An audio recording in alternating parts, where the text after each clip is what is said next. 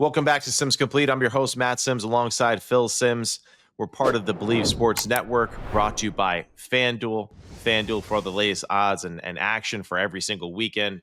Go to the FanDuel website. They got it all laid out for you. You can even see, too, that's how the website looks right there behind me there with FanDuel. I got the Super Bowl odds ready to go. Yeah, it's super small, fine print there, Coach. I need to get a little bigger TV for you. But either way, we got some good action here to talk about. Big guy, let's dive right into it. Yesterday, let's just start actually, instead of the games, let me backtrack here for a moment. Coach Kelly, relieved of his duties as offensive coordinator yesterday after the game against the Cleveland Browns. Pete Carroll just thanking Coach Kelly for his services and that they're moving in a different direction. Just kind of your thoughts on that move. Was it the right timing? Is it ever right timing? Was that the right move for Coach Carroll and the Raiders going forward? Hey, look, yes. Plain and simple, a definite yes. I actually thought it might have happened a couple weeks ago, but they were kind of hanging on, looking okay, had some chances, all these other things. But there's so much. And I think what did it yesterday, Matt, which people have written and talked about, how do you just go ahead and single block Myles Garrett for one? I mean, Myles Garrett, it's one of the most phenomenal years I've seen somebody really have. And it's not luck. It came, he got luck. It's just pure power and skill. Yeah. But I did not like their offense. I don't think it was helping the quarterback out much. Some of the thought process, the fact that you don't double Myles Garrett just for one, the play calls, the timing. Man, Chip Kelly's done a lot of good things in his career, but this was a really bad year for him with the Raiders. And Pete Carroll, I mean, he's got to have somebody on that staff going, damn, we just need some new thoughts. We need more thoughts. So no, I was not surprised they let him go.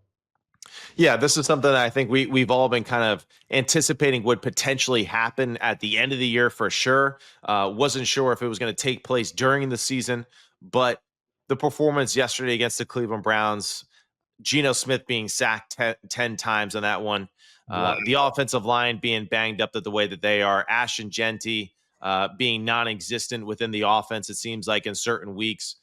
Brock Bowers, where's Brock Bowers? Where's Shaq Betch, right? Where are some of the guys, the younger, talented football players, right? Why aren't we seeing more of those guys? And of course, we have tremendous faith in Geno Smith, and we know that he is a talented quarterback, and we know this isn't reflective of his talent, right? And it's unfortunate for Coach Carroll. I mean, Chip Kelly is coming off of a national championship a year ago, so that just kind of goes to show you just how unforgiving the game of football can be. From a national champion at Ohio State to now being out as offensive coordinator for the Las Vegas Raiders. So unfortunate for the Raiders, but never the right time, but maybe exactly the right time for them to maybe just get something going here towards the end of the season. This was the lowest of the low. This was just absolutely horrendous. It was. From start to finish. It's one of the games I watched this morning. Man, I mean, just what are we thinking on both sides of the ball? Well, I shouldn't say it. I thought the Raider defense did okay, especially when Shador was trying to throw the ball deep down the field. By and large, they did a good job of covering there. But, Chip Kelly, it's just this. Number one, I just don't think there's a lot of talent there. Right. And I do believe this, and I don't even know who could be even argue with. The Raiders are the worst team in the NFL. They're the worst. And my God, they just said, well, we weren't real sure, but they solidified it this past weekend. Right. Boy, and I know it's a tough defense they played, and it was tough and all that. But, man, you got to have some answers to it. What it has to be, and I say all that all the time, you need what you do to be able to work some. But now can you create some unique plays to get us over the top? Because they are better than us. So we got to be more cerebral than them. Yeah. And, of course, you don't see that either. No, we haven't seen that throughout the season. And really just, what is the identity of the Raiders offense? What is something that they do well? What can they hang their hat on? And we're all kind of scratching our heads, just wondering what exactly that is. We don't really know because there is nothing really right to this team right now as far as their identity offensively. So now let's switch it up. Let's go to the other side of the football.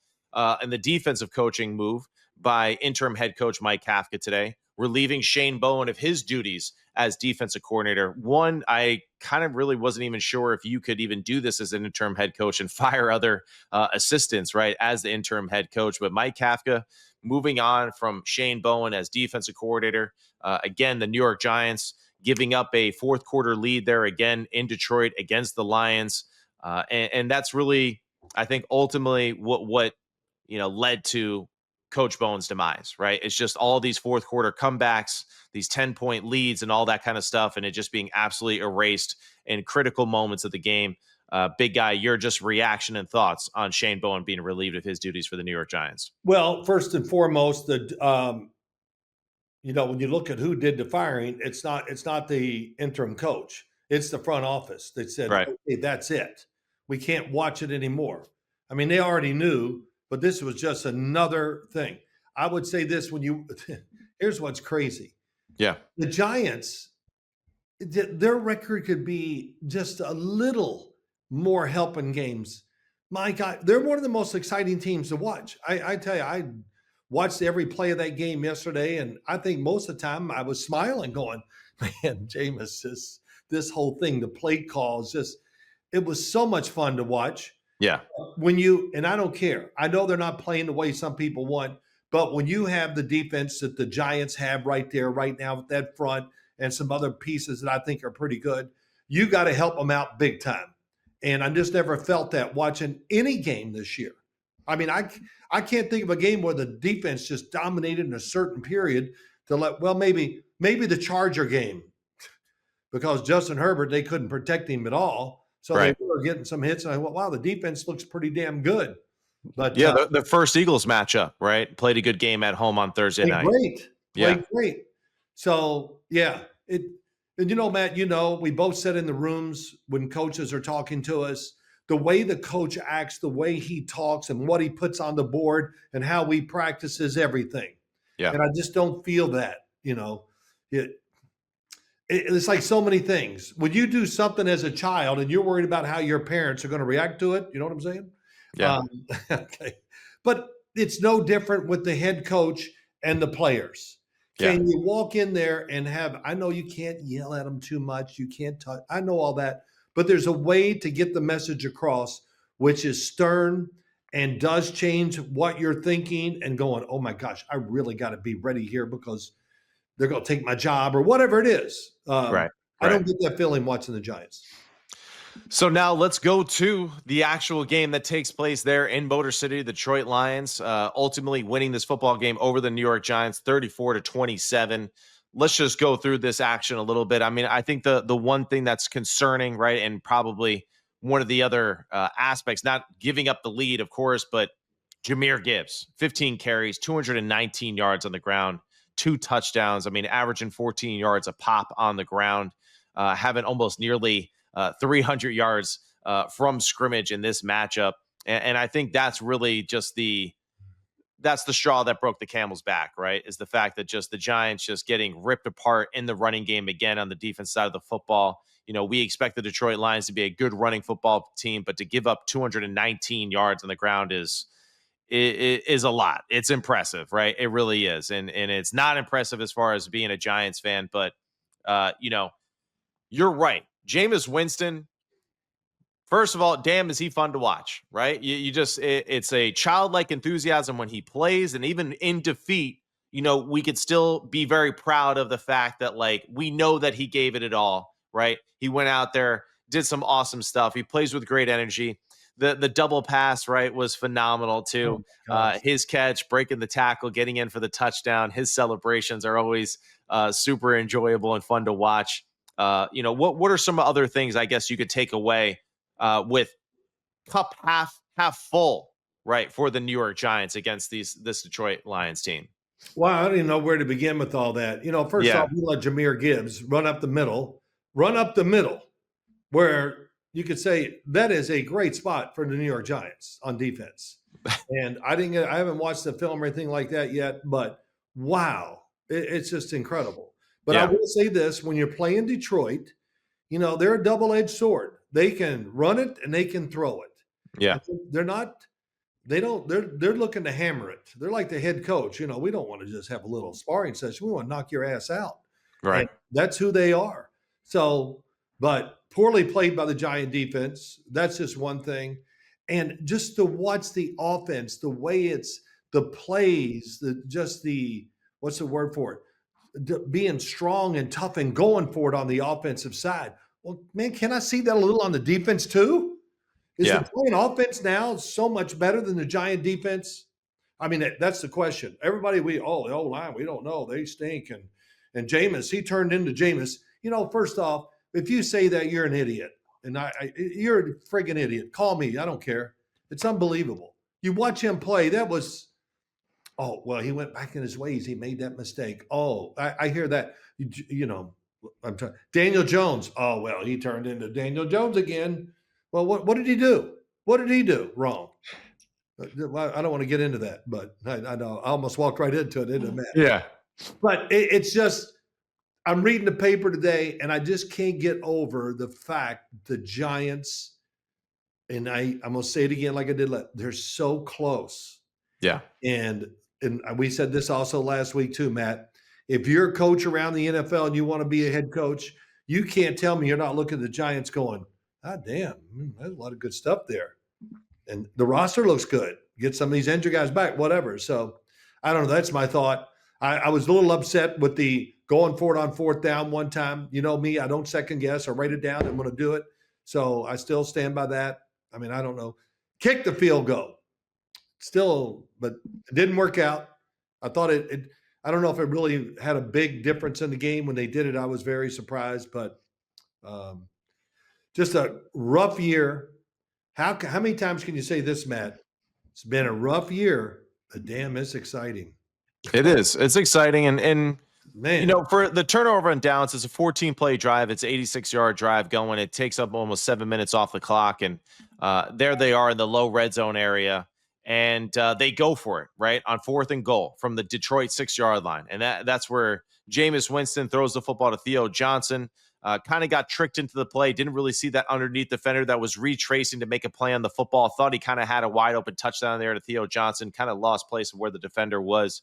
But your statement was, I'm not sure if it had an impact. Hell yeah, it has an impact. I don't know what it is about, and I think Kafka's done a good job as the interim head coach, right, so far. But it's like, I don't know what it is about being the head coach of the Giants that just makes you, I don't know, I guess just avoid easy layup points at times, and I feel like this is an opportunity where, yeah, of course, you want to score a touchdown. I get all of that, but just you're on the road, you're playing good football, you're up 3. What is so wrong with kicking the damn field goal and making it 30-24 and then literally forcing the other team and your defense to just say they need a touchdown to win?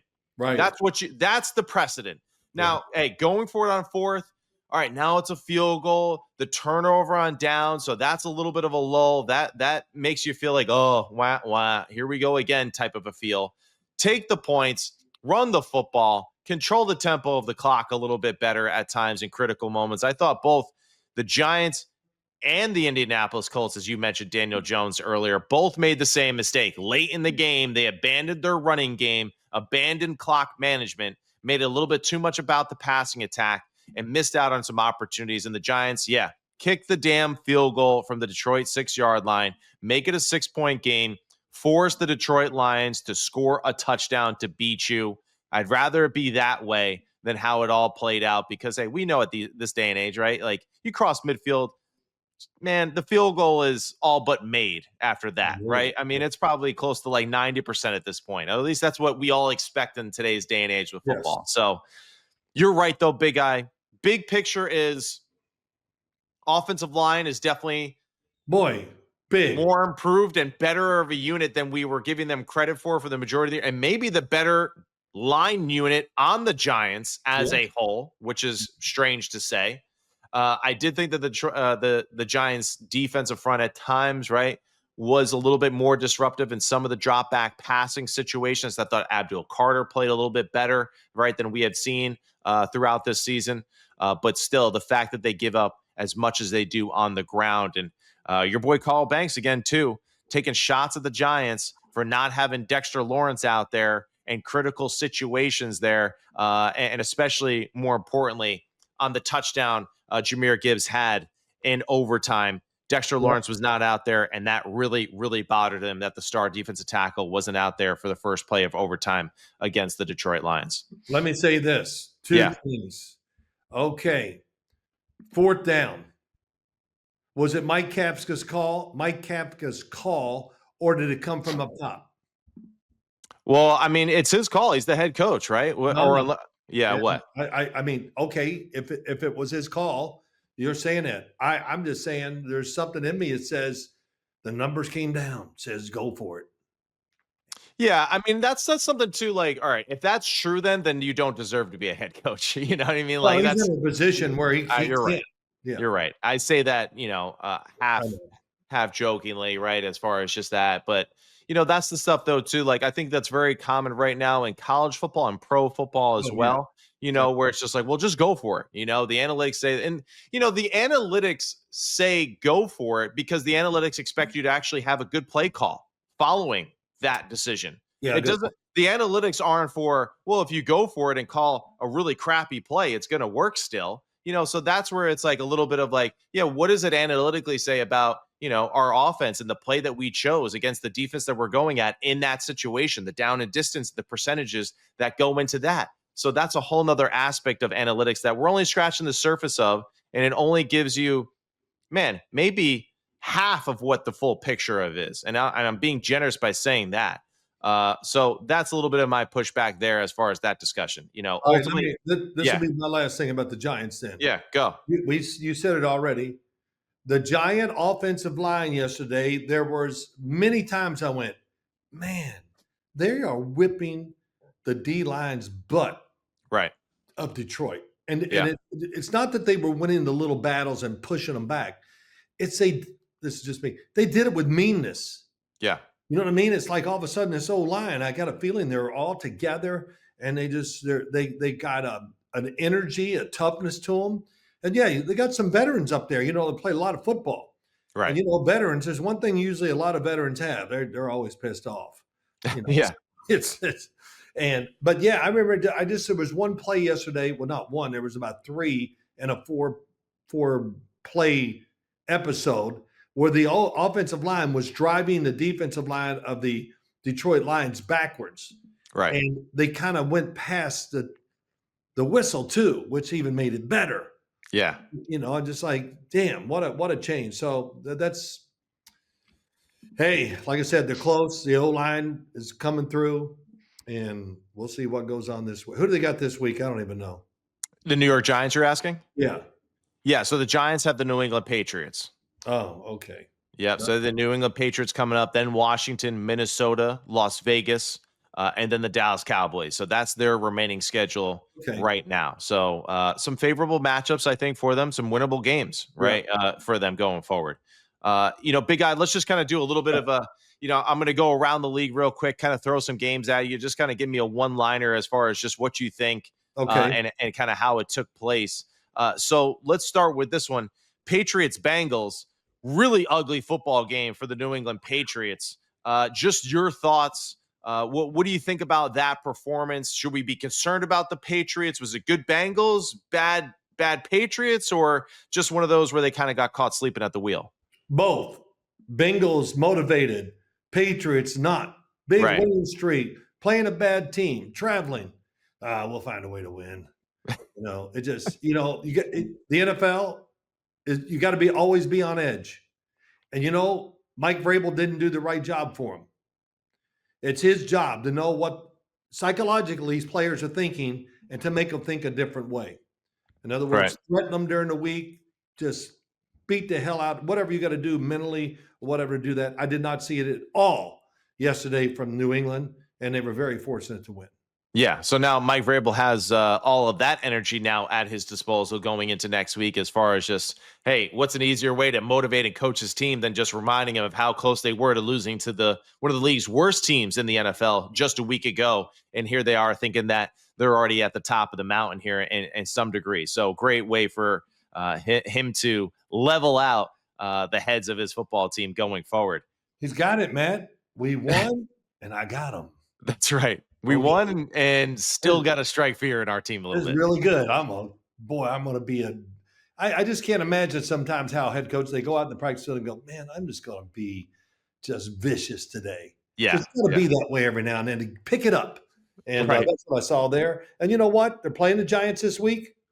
Well, okay, there'll be a little more respect this week with the Giants out there than there was with the Bengals. Yeah. No doubt. No doubt. And now let's do this one. Go. The Chicago Bears improved to 8-3 with their 31-28 victory over the Pittsburgh Steelers. Your thoughts about that game and the Bears?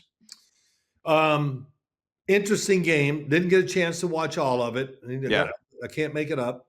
I did watch Caleb Williams, which I try to hit the quarterbacks who people love to talk about and this and that. And Yeah. I learned that was it him? No, it was another quarterback they were talking about. I was going to say it.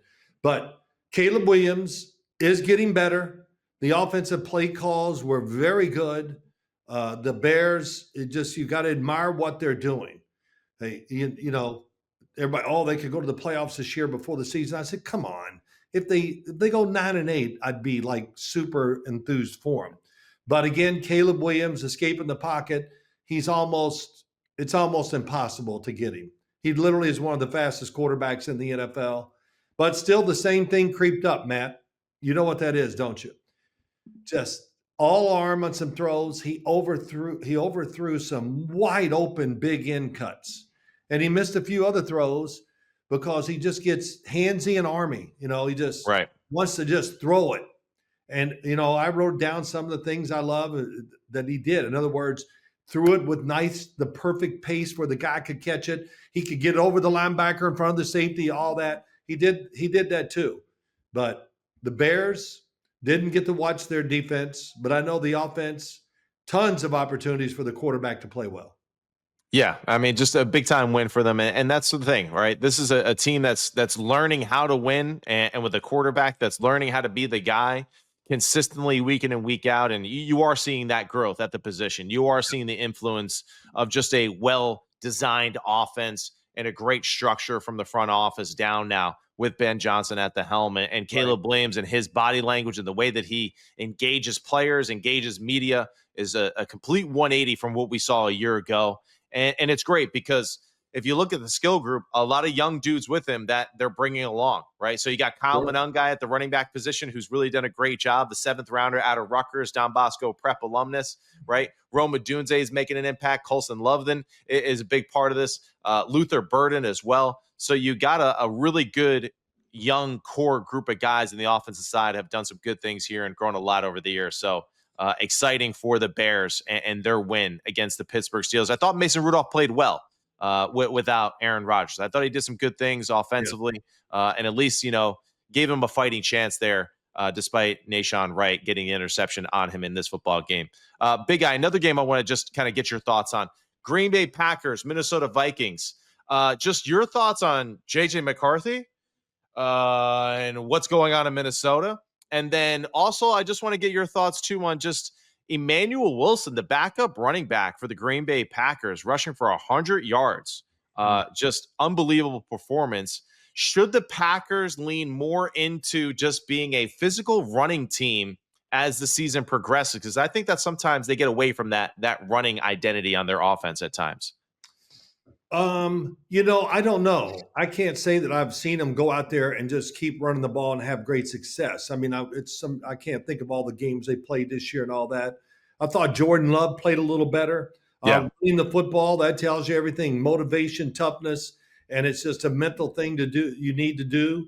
I can't imagine with the old line. They were, probably out there trying to recover from some of their bad performances of late. Yeah.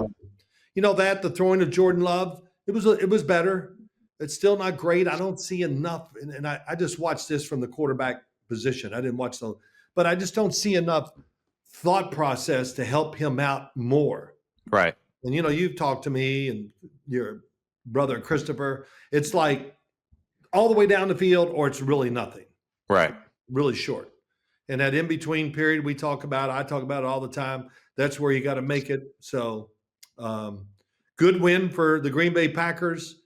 For the Minnesota Vikings, Come on, you know where it's going. And Yeah. I think we are trying to do this. I'm always very fair to the quarterback, and I actually maybe give them a little more help than they should or they deserve. But JJ, come on, it was awful. It was Yeah. awful. It's all over the place. And it's really just this, Matt. I want you to agree or disagree. Yeah. When you throw the ball well, you're going to be a good decision maker because you feel good. You know you can throw the damn ball where you want it. Boom, boom. There it is. Great decision. Good throw. Hey, make bad decisions. Well, I had a window just big enough for the football, but I got it in there. Okay. So Yeah. it's both. When you are making terrible throws, you're going to be a terrible decision maker. Right. So again, JJ McCarthy. I mean, it's I don't want to overstate it, but is he just ruining his time in Minnesota? I mean, I know they got the rest of the year, but if it continues like this, they make the playoffs. Boy, Minnesota's in a really tough spot, I think. They're not making the playoffs this year, so we don't have to worry about that. Well, But I just said it yeah. might No, get. but yeah, you're right. And Isaiah McDuffie, Evan Williams with the interceptions for the Green Bay Packers against Minnesota. I think, the one thing that's a little concerning when you're talking about Minnesota and JJ McCarthy is that when you watch him play, it does seem like we're watching kind of like the New York Giants. It's kind of like it's rinse and repeat every week. The performances kind of look similar. You Oh don't yeah, really see, oh yeah, he's adjusted here. He's better at the pocket here 2 weeks ago than and I think that's the concern, right? You're still seeing, I think, a little bit of an erratic play style too much from a kid who's getting all the first team reps and all the live reps in the game. Just yeah, not sure why it still seems so just chaotic at times for him, right? And why it just seems so hard, right? Because we know how talented Coach O'Connell is at dialing up plays and building an offense and helping quarterbacks out. It just seems like whatever buttons he is pushing right now to help JJ McCarthy, none of them seem to be landing to actually help the young man.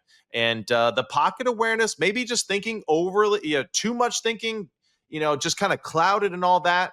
But there's been times where I'm just like, I'm kind of like yelling at the TV, like, look out, like, watch out, man, like you're about to get crushed. And that happened on a few occasions here in this Green Bay game. Devontae Wyatt had 2 sacks. Micah Parsons had 2 sacks. So they really got to take advantage of the young signal caller who's really struggling right now. Matt. Yeah, you were yelling, "Look out!" He doesn't trust himself. He doesn't trust his arm. He doesn't trust where it's going to go. Right. So he has to look at it twice to get conviction to it. Right. So I see everything in there: the motion, the throws, where you name it. I'm trying to think of something that's he does well. It's just not happening right now. Yeah. And I don't know if they. I'll go this right here. I watched Shador Sanders play and Mm-hmm. they played exactly like I thought they would. A Right. lot of screens, tight end block release. They were going to just make sure it worked out well for him. It was great. They tried some throws down the field. Of course, Las Vegas did some research going, Shador likes to throw it down the field there, those especially outside those deep passes. So they were basically all over that. But the other stuff, they managed the game great for a quarterback making his first start. Right. And so I'm saying all that because JJ, I know they got a system up there, and it's a really good system, but it's not for him right now. Right. And I don't. I'll do it this week. I'll go through it real fast. I just want to see what they're doing, give him more easy passes, and coach him up to where he feels confident as hell. Yeah. If they coach him up, I mean, during the game, let him keep getting completions. All quarterbacks are the same. Hey, man, I'm 7 of 8, man. I'm off to a damn good start. Right. Good. I'm going to let it go now. Just Yeah. whatever. I mean, come on. The psychology that goes with QBs and completing passes and making bad decisions. So I don't know. Good luck up in Minnesota. It's rough. Yeah, that's the question too, really, I think going forward for them is just how much more can JJ McCarthy endure playing like this before it does become somewhat detrimental to his growth and his confidence as a football player. Now his backup is Max Brosmer, right? A young man from the Big Ten himself, played at Minnesota. So, There's a side of me that's like, well, play Max, give JJ a break. But there's also a side of me that thinks that might be even more hurtful, right, to JJ to know that a kid from Minnesota who, psychologically he's like, well, Minnesota, Michigan, like we're better this and that, and like, but then seeing him get marched out there as a starter. So it's a weird situation we find ourselves in with this young signal caller, right? Not only in his second year of his career and really getting his first shot as being the starter, just has not gone the way that it's expected. So that's enough for that game, though. Let's switch it Yeah, up though, real quick. I'm done. Just want to talk to you about Colts Chiefs and then Oh, Seahawks Titans. But let's start with this Colts Chiefs game real quick and just okay. kind of hit on that. Okay. Yeah, go big Colts, guy, go. I mean, come I'm on. gonna hang out. We got it going. We got it going on both sides. And I wasn't rooting against the Chiefs, but I could see, man, Indy's making this look easy on both sides of the ball. Yeah, And then for some reason, they got away from them. Yeah, I know they started making some plays, Kansas City's offense here and there, but I didn't see anything really aggressive trying to steal some plays from them, things like that. And I thought the offense got really, really stagnant there in the game. I mean, like I'm like, wow, agree. what are they doing? And so I think that is the whole. And what we did see once again, we did see the mental toughness of the Kansas City Chiefs. Right. So I'm not comparing them to the Colts.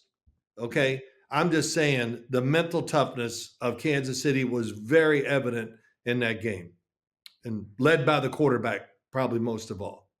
Yeah, absolutely. And this is where I think for Shane Steichen, I think a good learning lesson, right, for him just overall as far as how to manage these football games. You know, got, I think, kind of scared away from running the football late in this game because of, let's just say, for one, right? There they had the football kind of backed up in their own territory. They run the football on first down with Jonathan Taylor. It's a loss of 2 yards. But it seemed like that one reaction play carried on to how he called, the next series of drives after that. And I think that's where they kind of lost a little bit of just their continuity as an offense because they did get a little bit too much pass first. Daniel Jones absolutely has to do a better job, too, of just not trying to force the issue and make the one play to kind of get them out of their funk and just put the ball in play and move forward. So that was a few things that I thought he kind of missed his opportunities to at least just complete the football, force Kansas City to make tackles, keep the clock running, keep his rhythm going, and really kind of build off of that. I thought Lou Anarumo, did his magic again against the Kansas City Chiefs. Now, you look at the stat sheet, the Chiefs moved the football up and down the field on them pretty easily. But he did a great job of bending, not breaking, played stingy in the red zone. So he did a really good job, I think, of just managing it overall for his football team to give the Indianapolis Colts the opportunity to win it, despite maybe the Chiefs being able to move it effectively on them. Here's to me, even watching the game, this is what I thought. Yeah. Here it is, the opportunity for the Indy offense to just really put the damage to Kansas City Yeah. because they had the ball with the lead, and I just thought I didn't see anything that went, oh man, that was clever. You're talking about the third quarter drives where the Indianapolis Colts have got the football into the low red zone against the Kansas City Chiefs. They settled for field goals there. You wanted a little bit more creativity at that point in the game. Absolutely, you're playing the Chiefs. There's one thing they're not afraid of is a lot of different stuff. Right. Defense, offense, man, they got it all. Right. I'd like to see their game plan once. It must be like this big, and they got every damn play they've ever run in history on that bitch. But Yeah. it's. I thought I'm going to do this from the Indy side one more time. I just didn't think they coached the game to go for it. Right. Right. Okay, and I mean go for it to be aggressive. And by God, we're going to fight you.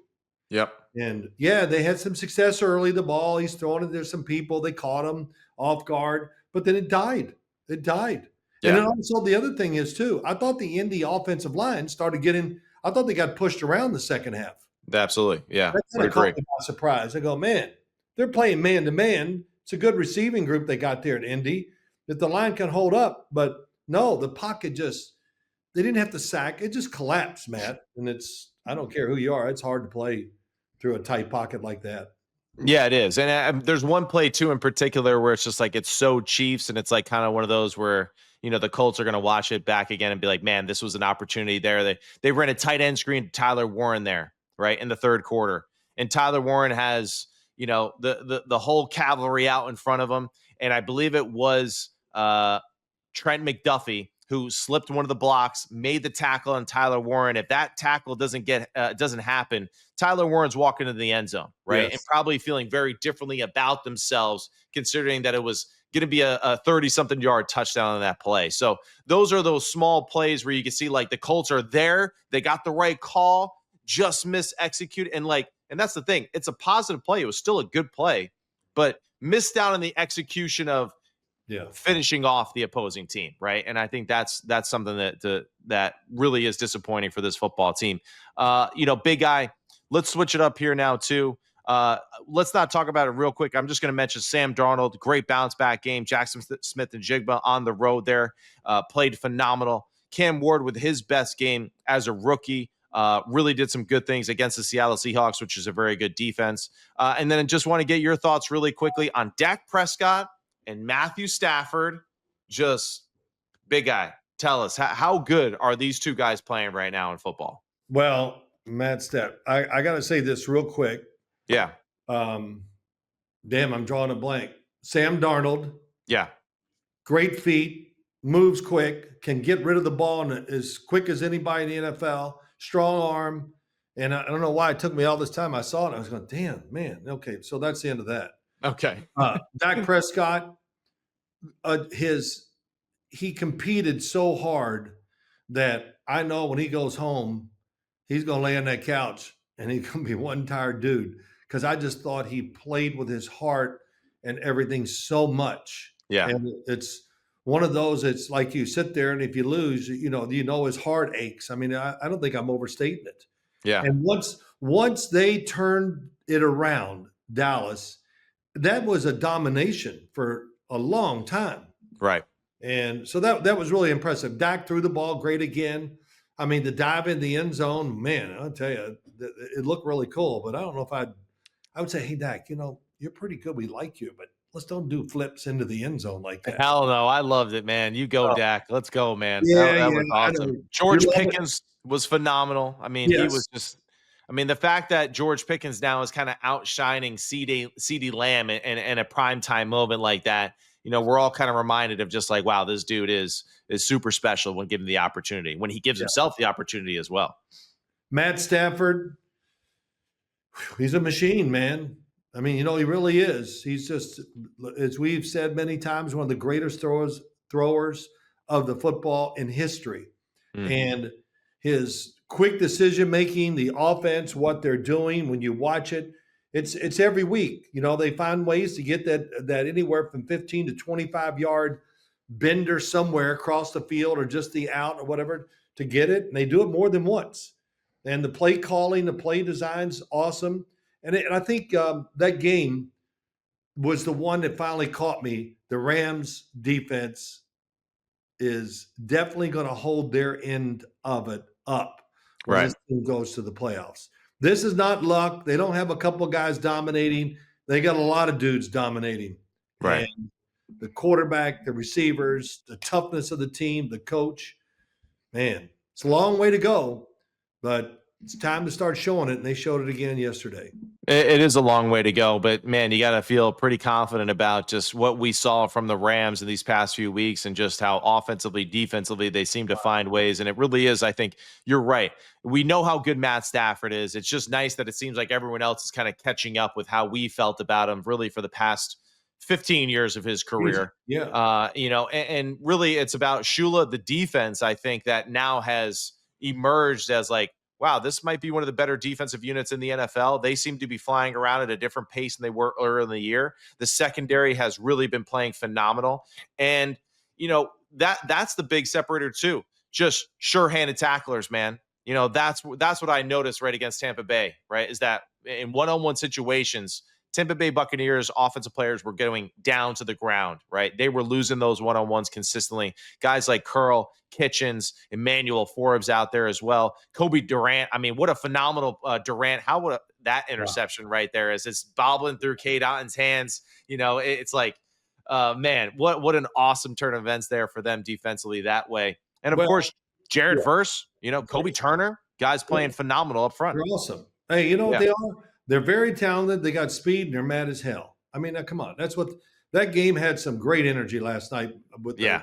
defense of the Rams. So, man, young, you can even, it's funny. They even look young. Right, right. I mean, they really do. Yeah. So, that's when you're not in body protection mode. Hey, man, I'm a killer. I'm going to just go. And Right. it's really fun to watch. And of course, Sean McVay, too. I think Sean McVay, the coaching, his play calling, it's definitely different than the guy that I saw last year. Right. He used Right. to, I used to get frustrated as a fan or watching games going, come on, you got maybe the greatest thrower of the football, and we're handing it off every first down. Run a damn play action or something. Well, they've mixed it up better this year. I think it's just they keep you off balance and they're extremely aggressive in the right spots at the right time. So gonna follow them close. Right now they're the Super Bowl favorite, but Yeah. it's still another season to go. So we're not this is it. We're going to the big season now. That's right.